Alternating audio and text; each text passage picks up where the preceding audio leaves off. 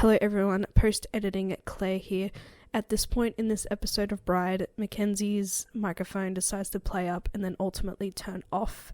I didn't realise until it was too late, didn't realise until the episode was over. Due to the microphone playing up, Kenzie's is just all echoing and as if she's talking in the back. So I've done my absolute best to even it out. It may not be the most smoothest. Apologies for that. We've been having quite a few issues lately and I just don't understand why. So thank you for your patience. Enjoy the rest of this episode. Hello everybody and welcome back to Letterboxd Book Club. My name is Claire. And I'm Mackenzie. And today we will be discussing Bride by Hazelwood, another highly anticipated book of 2024. I will start us off with the blurb. Go ahead. Alright. A dangerous alliance between a vampire bride and an alpha werewolf becomes a love deep enough to sink your teeth into in this new paranormal romance. Misery Lark, the only daughter of the most powerful vampire councilman of the Southwest, is an outcast again. Her days of living in anonymity among the humans are over. She has been called upon to uphold a historic peacekeeping alliance between the vampires and their mortal enemies, the Wares, and she sees little choice but to surrender herself in the exchange again. Wares are ruthless and unpredictable, and their alpha, Lo Morland, is no exception. He rules his pack with absolute authority, but not without justice. And unlike the Vampire Council, not without feeling. It's clear from the way he tracks Misery's every movement that he doesn't trust her. If only he knew how right he was. Because Misery has her own reasons to agree to this marriage of convenience. Reasons that have nothing to do with politics or alliances, and everything to do with the only thing she's ever cared about. And she is willing to do whatever it takes to get back what's hers, even if it means a life alone in Were territory, alone with the wolf. Ooh, lovely. Ooh. I didn't even read the blurb for this. Me neither. So it's hard for Kindle, it just goes straight into the it. Book, yeah. I should have it at the front and then... Sometimes when I open it, it'll pop up like a small description, but then that's it. And then you try and go back to it and it just doesn't. No. Or maybe I just don't know how to use my Kindle, actually. No, mine just goes into the book. Yeah. And then even like when you finish, it just goes to like recommendations. Ah. Yeah. Yeah. Oh well. Oh, thoughts, feelings, emotions. I enjoyed this book. I loved it. Good. Yeah, it was a fun read, despite my reading experience being pretty poor because of being in and out of sickness. Reading with a sickly haze is not fun. Not really absorbing information, getting information wrong. I love the whole, they were talking about Anna and her being a hybrid, and I thought they were talking about Serena, and so like I had that going for me until I had to reread it, but then it ended up being true. Yeah, it looked like you were so doing good it's like, there. I know, it's like you do you get the correct math solution with the wrong formula. Yeah. So I got it right. Yeah. So in and out of that, constantly picking it up and putting it down wasn't a fun little period, but once I got to smash most out, like it was enjoyable. I loved it. I loved Ali's take on vampires and werewolves, or wares, I guess. Very different from her STEM books course, is what she is highly known for. Yeah, I enjoyed it. It's an introduction for some into like this whole Omegaverse dynamic, and that's a big thing going around social media in regards to this book. But yeah, it was great. I had a fun time. What about you, Kenzie? I love this book. It's 5 stars. I was very excited for this book, and I am very excited about this book and what it has opened up for Ali, I don't know. Anyway, Ali. So I feel like Ali has really listened to us as an audience and said, "Alright, I see you, I hear you, I apologise. I'm going to go completely left field or 180 because I was over, and I think it was very apparent in our other the short stories and stuff. If you DNF in short stories, then you're doing something wrong. Respectfully. The copy paste formula of big tall hunking guy, small petite woman. Ooh, how is it ever going to fit? I mean, I guess there are some penile things happening in this as well that we'll discuss in detail.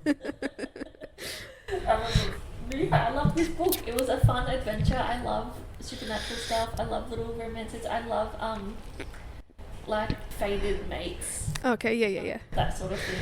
I thought it was going to go the completely different way because we're all so used to mates actually being together, but then there was that one point where you're thinking, wait, is Gabby actually Lo's mate? And then is he just rejecting her in a way? And like, how does that look? Yeah, I love this. I love like the mystery. I kept like guessing where things were going to go. Okay, yeah. Guessing. And then, Yeah, small little twists, I guess. The mate thing was one of them, and then everything else in between. Okay, this is the thing. Sure, like that's meant to be a twist or whatever. Well, I mean, there's a few twists. But like at the marriage ceremony, it's like, why do you smell like that? Yeah. I was like, okay, so she's from the get go. Yeah. That's so obvious. Like, I suppose it's something that, you know, it's good for us to recognize and root for, and then you know, you just gotta wait for the lovebirds to figure it out. Yeah. It's like we know something they don't instead of they know something we don't. So let's start. Okay. What do you think of Misery's name?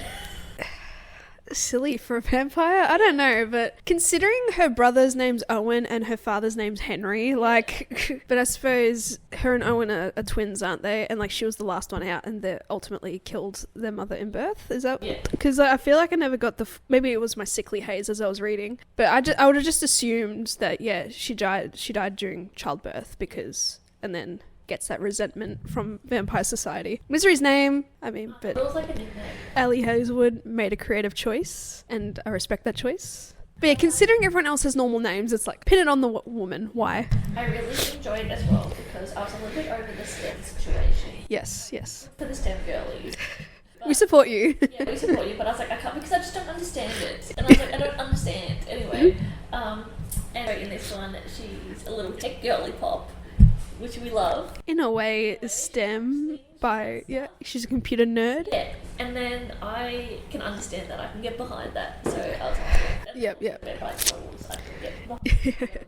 Any sort of supernatural. I like how we're stripping back the fantasy aspect and we're keeping the supernatural elements quite simple, because now with fantasy books you have a million species integrated into society, different clans or clubs or packs or whatever communities within, but we're just going back to like the a la Twilight where it's vampires, werewolves and humans, and I enjoyed that simplicity. I really appreciate as well how we don't have exposition dumps of, and so this is the world we live in, and this is this, and this is this. It's just like all automatically in that world. Yep. And there's no kind of explanation. You don't need it. You just have to, accept this is what it is, and this is how it's been, and I'm not going to exposition dump. Yeah, no, it was great. Yeah. It just really helped me get into it more because I didn't have to sit through, a history lesson. Yeah, no. Yeah. And then conversations through other characters, you then learn other world building things. Like we learn a lot of wolf politics through Lo and his seconds and the rest of his pack mates, and then we learn a little bit more about vampire society through Misery and her interactions with her father and Owen and stuff like that. So Misery has kind of been not part of vampire society because when she was a child she was shifted off to live with the humans as collateral. And they shipped a human into the vampires. It's basically like, stay in your lane or we're going to kill the child. Yep, pretty much. The child is a person of like significance within that community. Yep. So, yeah, because she is the daughter of like a vampire chairman, councillor or whatever.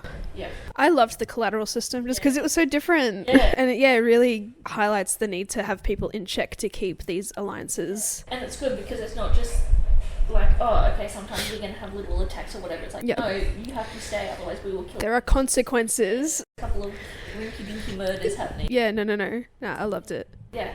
And then she goes back, and I appreciate this storyline. I didn't like it as like a character, like, I felt sad for her, which is obviously good writing, where she then goes back into vampire society when she comes of age, and she kind of gets shunned. Yeah, I know. Really, like, real vampire. Like, it's not her fault. Yeah. And it's like, she's not the first ever collateral person ever, though. She didn't choose to be collateral. No, I hated that. Yeah, I was just thinking, like, this poor little girl. Yeah, like... Oh, I also really enjoyed as well how the vampires weren't kind of traditional vampires. Yeah, no, I was going to say... blood Yeah. people's necks, it was just blood bags. Yeah. And it was kind of just like, oh, we need blood to survive, but we're not, these ravenous No.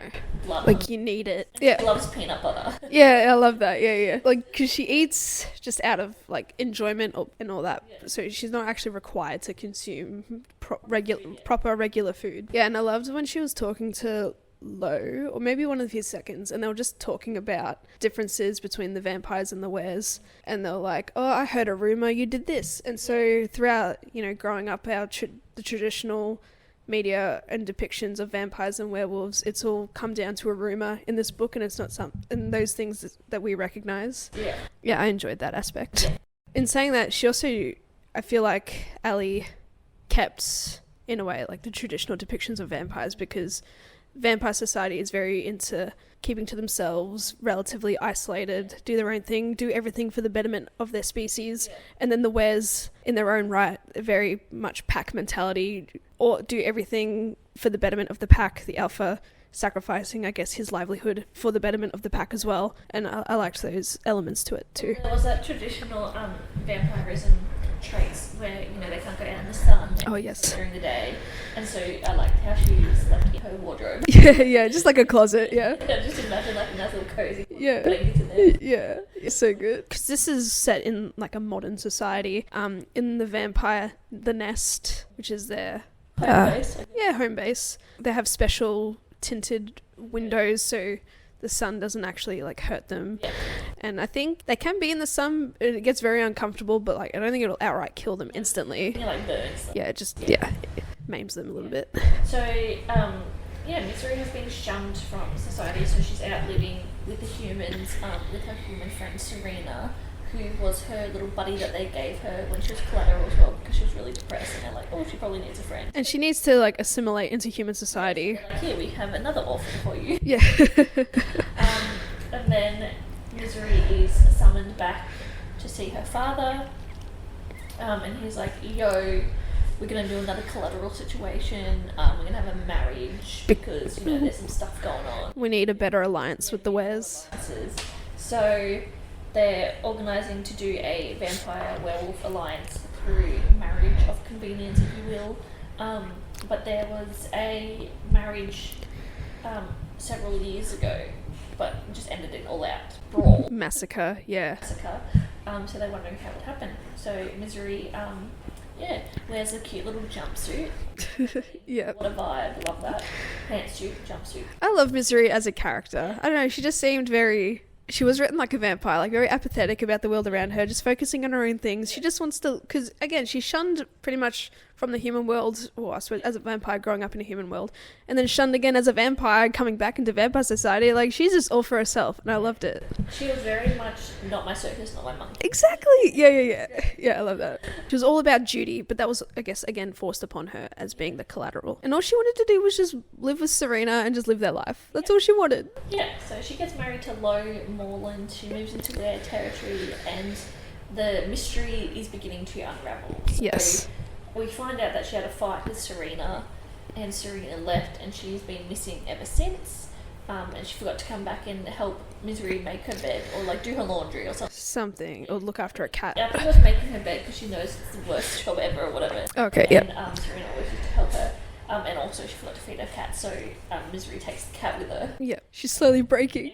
Found a sticky note that said L.E. Moreland on it. So she's like, oh, and that's Lo Moreland. I will marry him. Because this will lead to answers as to where Serena disappeared to. He knows why she disappeared, etc., etc. She gets into werewolf territory. Again, she's kind of shunned. Of course, she can't win. Then there is Lo's little sister, Anna, who just adores Misery, and Misery's like, go away, child, and then take her because she's anywhere between the age of 3 and like 12. Yeah.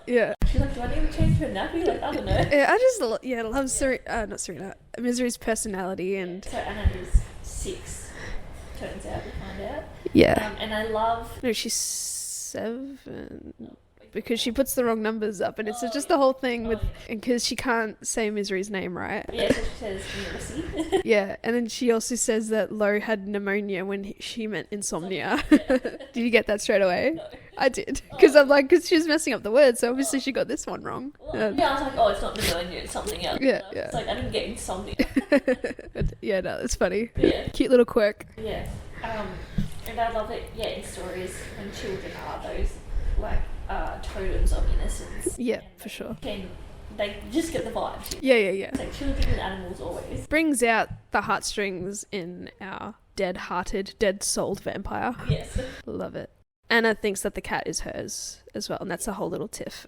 Names it Sparkles when it's... I forget its name. As well. Yeah. obviously not important, but it's just a fun little banter, fun little comedic back and forth. And throughout Misery's stay in Were territory, because the Weres are distrustful of her, because everyone's trying to maintain peace, they don't want a second Asta event, which was the massacre. And despite all that, there are altercations against through a couple of Weres. There are a couple of moments, and she has to defend herself. But of course, being in Were territory, everyone's very distrustful of her and her intentions, so she's always blamed for trying to start shit, even though she's just chilling, living her life. There is also a plot against Anna, like she's being kidnapped at one point. Attempted. And Misery saves the day. Yes. But then Lo's like, we already knew this was going to happen. Like, yeah. Continuities in place. And she's like, I don't fucking know. She went out into the sun for this kid. Into the sun to save her. And then that gains her the respect from a couple of the other vampires as well. Like, oh, the Weres. Like, you want to put yourself in danger to save Anna. So. Yeah. So you're one of us for now. Yeah. Because there's this whole subplot in the Were political scheme of things. Because Lo challenged the OG Alpha Roscoe, didn't like his Were ways. He was just killing other Weres who pretty much like a dictator Were. And so Lo has different values and ideals, so he challenged him, he won.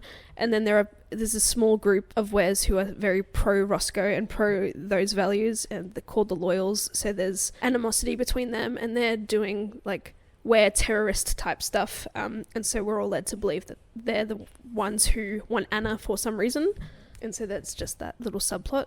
Yeah, and then we also find out one of our first twists is that Anna's name is Liliana. Yep. So L.E. Mormon was not Lo Mormon. No. Liliana. Yep. I just thought it was all leading to Lo, just because he's the new alpha and like he has to deal with a lot of shit. So Lo has to go on like these political meetings to the other werewolf pack. The Loyals and he wants to like install spyware so he can listen to their conversations, and Misery's like, that's my jam, take me with you. Yep. And he's like, I don't want to.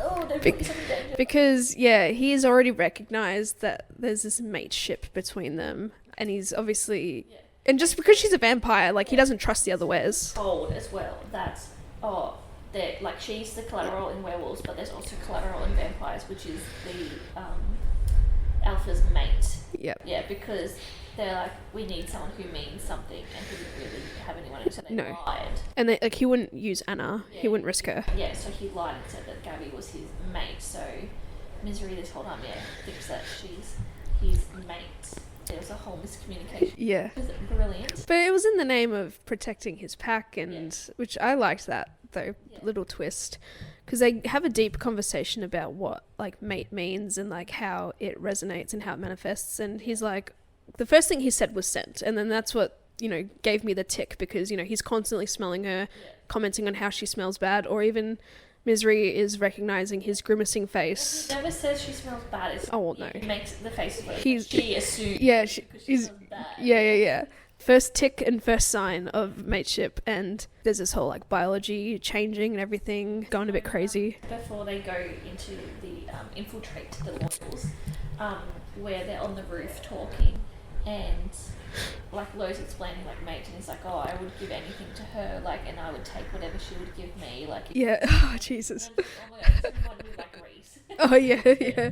Like he's having a sacrifice. Yeah, whatever you want. Because there's also the whole interspecies of it all into it as well. Like I assume it's really, really rare. Mates are rare. Apparently, no, but everyone has a mate. But interspecies mates, probably a completely new thing. They're changing the game. Not to mention like cross-species breeding. Yeah, everyone was under the belief no one could actually interbreed or whatever. But lo and behold, we got a were-human. Yeah. Well, yeah, that's the other thing. So we find out that Anna is half werewolf, half human. So, like, she can't shift yet, and then that comes up. She's like, oh, when am I going to be able to do that? Because she's of the belief she's a full-blood were. Exactly, and Lo's kept this hidden, that she's half. And so, as well, that's why people are trying to take her. Because they've found out that she's half, and that do experiments and stuff on her. They deduce that that's why Serena is interested in Anna as well, because... Journalist. Yep. Yeah, so she was getting stories. Yeah, and she was down, they assume she was down a dangerous little plot hole that's got her into some sort of trouble. With like human political figures and stuff as well. Yeah. Getting stories. So... Serena just reminds me so much of like Danica in CC. It's like, oh my god, here we go. Yeah, all the secrets, but it all turned out to be great. So Lo and Misery are going to the Loyals. This reminded me very much of Christian Grey when Lo started just being the pilot. Okay, all right. Okay, yeah. He just has his pilot license. He has everything. He can do everything. Yeah, well, I mean, the Alpha. He's only 28. The Alpha is capable of so much. And he's like, okay, when we get there, I'm gonna have to send you so that they know, like, a part of my pack that you belong to. So some weird traditions. Yeah, so ensues some very sexual rubbing. Yep. And stuff, and I was well into it. Me too. It was different. Yeah. It wasn't meant to be like an inherently sexual thing. But it can become that. Yeah, it turned into like a sensual thing. And also at this moment, I was like, okay, they're nice. Yeah. Oh, like, sorry, like, that's usually not like what it's like. It's just like a bit of a rub and that's it. You rub, like, putting my scent on you. But yeah, but he went a little bit too far. But she was also finding it very enjoyable. So, and she did say that. So go to this dinner and with the Loyals, and then meet with, what's her name? Emery. Ever since, dare I say, Akata, like, all these names keep popping up, and it's like, they're the same. Different spelling, a little bit. Yeah. And they have to find a way to excuse themselves so that they can go and install the software. Yep. So Miss is just like, oh, I need to go and feed. Because they're all, don't know how long it takes, because for her it takes like 3 seconds. It's just a gulp. Yeah. She's ready. So like, ew, gross, we don't want to know about that kind of stuff. Yeah, it's taboo. Yeah, so then they go into the office, like, Lo and Misery, and they install all the software stuff, blah, blah, blah. And then they nearly get caught. I love a make-out distraction. Yeah, so then they, like, start making out and stuff, like, and then the people are like, oh, ew, gross, no. Oh, no, she bites him, Yeah, because... Because, like, no, they think you're feeding, like, you need to bite me, like, you need to feed. I'm just like, I don't want to do it. And he's like, do it. Because, yeah... Raging erection. Raging erection. Because the vampires, they've grown up to not feed for reasons. Feed on other people for reasons. And so... Also, vampires have purple blood, and they always have green blood. Yeah. What does green and purple make in colour-wise? Brown. Ew, that'd be interspecies boring.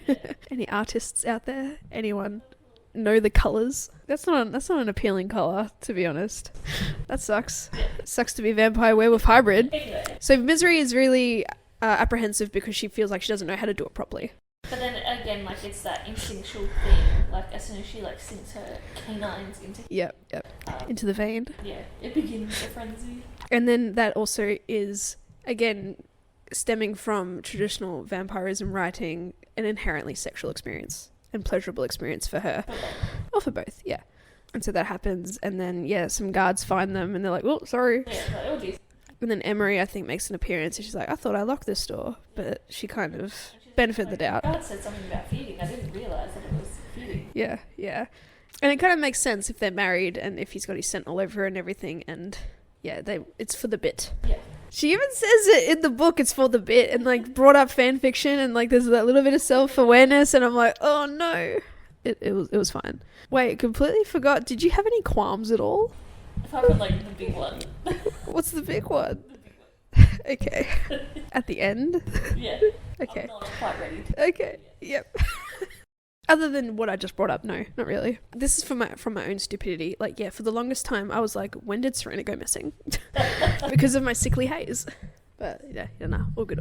Okay, so then we return to werewolf territory. Yep. See if they're trying to accumulate any sort of communications for, any plans to kidnap Anna, like evidence they're looking for. And then they end up on the trail of the Humanware Bureau politicians or folks. And then they go down the rabbit hole and they've found who Anna's biological father is. That part, like, I just didn't really care about. Like, I knew it was important. But then you find out that he was killed off. Yeah. And you're like, oh, okay. So it's like, where do we...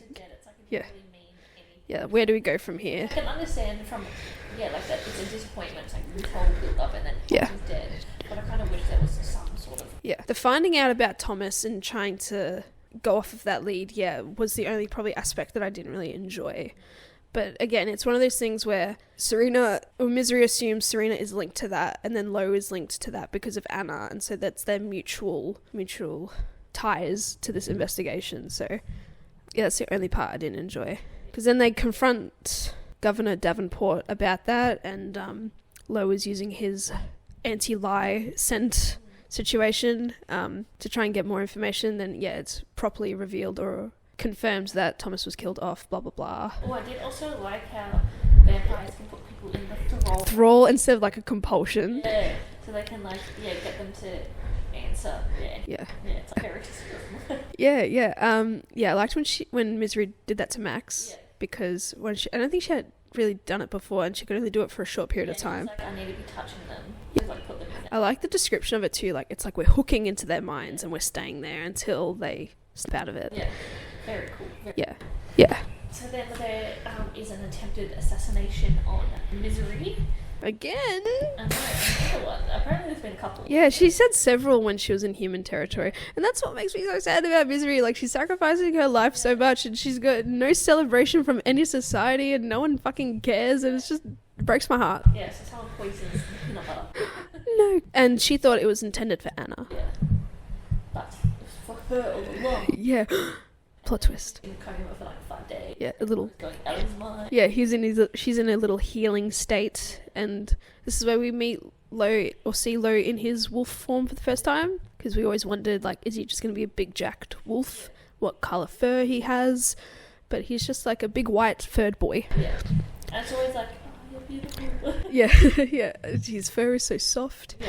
And so when Misery kind of groggily wakes up, she notices a big wolf outside her room, and she invites him in, comes to the conclusion that it's Lowe, and she is pushed by Lowe back into her little closet, and he slept like outside. It was just so cute. He's guarding her because he loves it. And then can't remember what happens. I know there's a conversation where she's like, I'm your mate, and he's like, no, you're wrong. I think maybe it was around the time when they went and met Lowe and Gabby. Oh yes. Maybe around there, because she notices that he doesn't remember what she was studying. But he knows Misery's. So she asks him, she's like, oh, what did I study at university? And he's like, oh, you studied blah blah blah blah. Yeah, like, yeah. I think like, wait a minute. I think after that little they have that conversation. So yeah, Misery and Lowe meet up with Owen. I forget really why. I think it's more to do with Serena, because Lowe is working from his end. Owen reveals that he wants to take his father's seat as a part of the Vampire Council, because again, outdated views. We have a new generation of ideas and values, and he believes he can maintain alliances between vampires, wares, and the humans all in one community. Because at this point as well, the vampires are really concerned with the were-human social, economic relationship, political relationship, and so that's why they're having this were-vampire union in order to strengthen, or try and derail that relationship as well. Because there's this whole thing about a new human governor-elect that's trying to maintain a good relationship with the wares. And then now that we have the were-human hybrid, like, that's gonna threaten vampire society because they're going extinct, essentially. I also this is back to a little bit, like, not relevant anyway, but how the vampires have the tongue, which is like, oh yeah, yes, and how they just slip into it sometimes. And again, I enjoyed how it wasn't explained to us. It was just like in italics. It's just okay. So we're speaking to it's like I slipped into the tongue. All the elements that you want in a good book is just slipped in so seamlessly.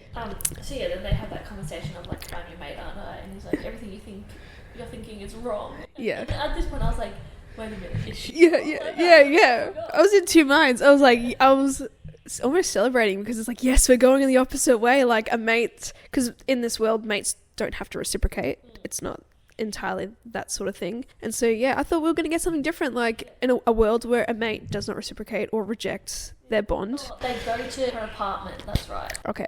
And they're having that conversation. Oh, in the human, yeah, because they're looking for Serena's stuff, yeah. And he leaves her, and he's like, oh, I'll get Mick to go and get you. And then Mick, the slithering bastard. That I did not suspect at all. I didn't suspect, but like it made sense, because he was a second to Roscoe. Yeah, and he lost his mate. And it was out of like good faith between the new Alpha Pack and from the past one as well to have that representative. Lowe was kicking himself because they can determine if a person is lying and going through certain emotions through their scent, because the scent is heightened so much.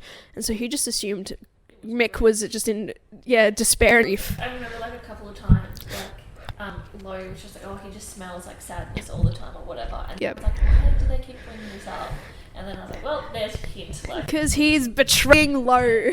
Mick kidnaps Misery.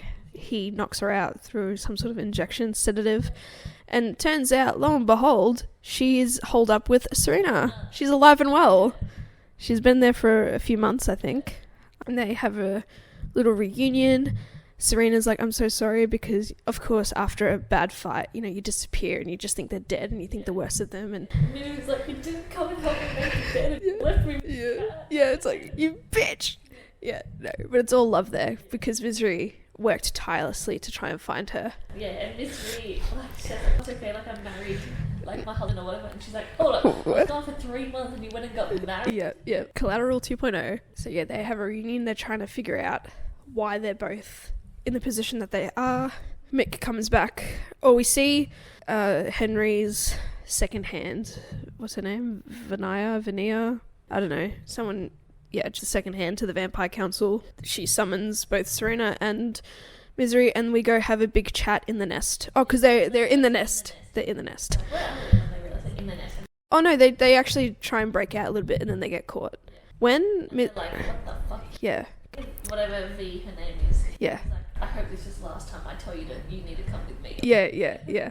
And when they initially broke out, Misery was observing Serena, because Serena like took the hand of the guard and like was breaking it, and she's like, well, this wear is a little bit weak. Yeah. And so this is where I thought obviously something sussy was going on, because there's no way this human girl could manhandle a wear, but they assumed they were in were territory, so it was obviously a vampire all along. So we go and talk to Daddy Dearest, and then everything is explained. Yes.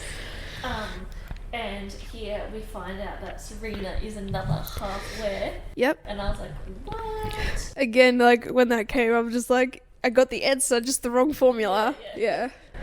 But then I was confused. I was like, was she like, I didn't know if she had the same dad. I didn't know. I was like, wait, well then what was that all about? So was that ever answered, or? I don't know. Because when she shifted for the first time, she had white fur. So I'm going to assume she's related to Lo. Yeah, I'll go with that. So anyway, she shifts and, she's like, oh, tell like your friend, like the girl who you worry, so like if she's going to get her, if the thing that she knows she can't do, she can do it. By the age of 25. It was so funny. Serena, like, there was like a little fight like around like the full moon time, and then she disappeared for a few days. And it's like, that makes sense. Because Henry got a whiff of it, because Serena was being an investigative journalist on herself. Like, she's trying to seek answers to questions that are happening to her, and that ultimately is what got her onto the Thomas lead, and then therefore everyone else is kind of caught up to her. Yeah. And then at this point Owen brings in Lo. Yep. And I'm like, no, we thought Owen was gonna betray after saying like I'm gonna hold society to a high standard, and he does this. Go after father's like council seat up in the blah blah blah. But then there's a brawl. There was a brawl. Yes. He was killed. Yes.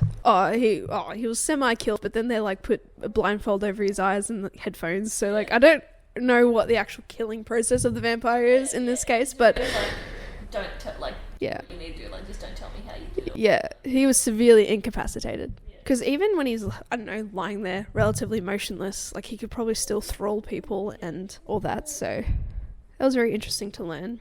So Owen asks Misery, or he kind of proposes that she takes the council seat, gives her the choice to do so, and she says, nah, thanks. And so Owen takes that seat. He's going to have to sort out the rest of Vampire Society. They go back to Lowe's, or Misery assumes, because they're still married, she's like, I'm going to go back and live there. She goes back and like her things are in boxes and stuff, and she's like, I guess I'm going to kick out. Yeah, and he's like, no, only if you want, because so much has happened. Yeah, but he's like, no, I'm moving stuff so they can install the special windows. Yeah. The special windows. Like, you're right, Yeah. And then they have the whole confirmation, yes, you are my mate, blah, blah, blah, what does this mean? And because they have a few, intimate sort of moments that don't go too far for reasons. Like, we can't. She's like, I want to fuck you. It won't work. It won't fit. I don't want to hurt you. Anyway, so let's get to sex. Let's talk about the sex. Alright, go ahead. In this book, we talk about knotting. Yes. No one knew what nutting was apparently before this, and now we all fucking do know what nutting is. So as they put the penis in, and as he To the hilt. as he, I know this is very disturbing. You shouldn't be hearing this. And as he reaches his climax, the base of his penis Inflates. So that he can't get out, therefore knotting them together For a while. yeah. And the pleasure is so good that Misery passes out. Must be nice. When she wakes up, she's like, "How long will we like that?" And he's like, "Oh, about half an hour." Oh, okay, yeah. And then he's like, What is it? Is that not a form of somnophilia, even though they initially agreed to it? But, you can't help it because the knot is there. It's stopping him from getting out. I don't understand. Yeah. And all this stuff I'm worried about, we can't, it's not going to work. Well, it apparently works. But, so now... Because it's a mate thing! Yeah. So now, but I wonder what those implications are, a werewolf vampire, Vampire Diaries. Yeah. Jesus. Now we need, the heretics and the witches and stuff to pop up. And also Serena comes to visit. Oh, Serena is wanting to spend time in the Were Society because, she wants to know about that and embrace her wolf life. So she befriends one of Lo's friends. I forget her name. And so Serena is chilling with them, and then Lo's friend or whatever, Keon, whatever, walks in, and as soon as he sees Serena, lo and behold, we got another mate situation. Yeah. But mates are so rare. Yeah, he's like, oh, this is gonna be cool. Yeah, and then end of the book. Yeah. Mates are so rare, Kenzie. They rarely happen. Well, they might not have met. Because vampire werewolf and then half werewolf, half human, and I don't know. But they're meant to be so rare. Roscoe. Are they rare in this universe? They said it's a rare thing. Roscoe had a mate. Mick had a mate. Lo has a mate. Cohen has a mate now. Who else has a mate? Yeah, it's just so rare. It was such a fun book when I got to smash most of it out. Yeah. And usually, it didn't even take me that long to get into it. I was really enjoying it, and then when it was over, I wanted more. So yeah. So you said to me that it seems like it's set up for another book. I mean, Ali is used to having that sort of world with the short stories, at least having it all interconnected. Yeah. Maybe the short stories was the template for this almost. Well, just with the mates thing at the end. Oh, for sure, yeah. I was like, oh, sure, it's set up, and then I want to know the implications of vampire werewolf sex. Yeah, that's all you want to know. Poor Misery, you're just stuck there. I remember just before this book was being released, there was this whole thing about TikTok finding out about the Omegaverse, and everyone had questions, and I watched a video of this chick trying to explain what knotting was, and it was just it's really interesting. Ugh. And I love that it's not deep into the Omegaverse dynamics. Although with the Alpha, obviously his rule is law in a way, and you listen to and obey him, but it'd be hard to implement that with from an interspecies perspective, because the vampires don't inherently adhere to his authority. Yeah.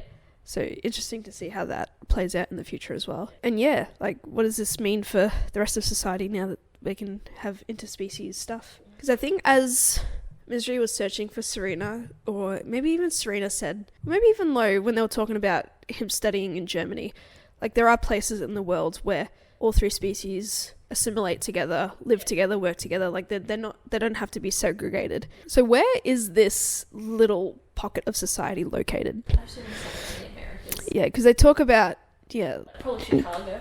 Maybe. It's giving Chicago. Oh, where was Twilight Falls? Where's Washington? Let's just say Washington, because you need woods and stuff as well, and the forests. Yeah. So it's very interesting how, in terms of the rest of society, this pocket is not as progressive, and it's interesting to see, where that's going to go moving forward. Cool. Any lingering thoughts, feelings, and emotions? Anything you want to bring up? I don't think so. I'm just finding some stars. I was very worried that we were going to get the wolf form intimacy, but glad that didn't happen. I was like, oh no. I was like, that I'm not ready for. No. This is baby steps right now. But I love Misery as a character. She's gone through so much. Yeah, she had several assassination attempts by anti-vampire extremist groups in the human world. And then, Vampire Society just hated her because she lived in the human world. And I think because, in a way, she was unknowingly responsible for killing her mother in childbirth. So because the vampires are so hell-bent on keeping their species alive. If you end up killing, your mother, come on. Who knows, maybe the next book might have more loyal lore. Alright, shall we go to the stars that listen? We should go to the stars that listen. Alright, Stars That Listen is a segment we do on this potty where we pluck a 1-star review and a 5-star review from Goodreads for shits and gigs, just to lighten the mood, and we start with the 1-star firsts because they're always pretty gnarly and harsh, and the 5 stars are normally much more nicer and positive. Yeah, you want to go first? Miserable. Alright. What is Joe Biden's plan for addressing Ali Hazelwood related trauma? Oh no. And I do not care for this. Is that where you got that idea to say, oh no, you just did your stars? Okay, cool, fun. I have 2 1-star reviews, they're pretty funny. The first one is no, because no, and I will not be making any further comments. And in the same screenshot, it's a 1 star, and the reviewer said, I won't apologise for the 1 star. Alrighty, 5-star review, Kenzie. Who would be sick enough to want to fuck a wolf? Alright, I had that one as well, that's okay. Yeah, and then I have what are the odds she's a teeny tiny vampire and he's a tall, very large, very broad werewolf. That's 5 stars though. Wow, I would assume that was a 1-star complaint. There we go. Maybe they like that. Maybe they love that continuity. Alright, my 5-star review. I understand the Ali Hazelwood hype now. This book had me in a chokehold. I finished reading it and immediately started over from the beginning and read it again. Fair enough. Who hurt you though? And with that, we conclude this episode of Letterboxd Book Club. Thank you everyone for listening. Hope you enjoyed Yep. this foray into the Omegaverse. Let us see where we go from here. Thank you, Ali Hazelwood. A book that I finally enjoyed after a stint of not quite enjoying. It is what it is. I mean, you have the ups and downs. It's like a TV show. Sometimes you have a bad season or you have a couple of bad episodes and then it just pops back off again. Yeah. That's all it is. Maybe Ali should stick to supernatural stuff. Yeah. Maybe supernatural STEM. That's the style. Okay, yeah, fair. We need a supernatural STEM, and then we need a supernatural athletics, perhaps. I don't know. No, I think that's what Tessa Bailey's thing. Like, she's popping off on that. Next week will be Powerless by Lauren Roberts. Powerless, another fantasy fae-esque book. Diving right back into it. Love it. Popular on the Tox? Is that... Uh-huh. Yeah. Cool. Dark fantasy or just fantasy? Just fantasy. Cool. Alright, we'll catch you next week for that. Oh, find us on the socials. Sorry. Find us at letterboxbook_club on Instagram. From there, our link tree is in our bio, where you'll find us in all the places. Yeah, for sure. Thanks everyone. Bye. Bye.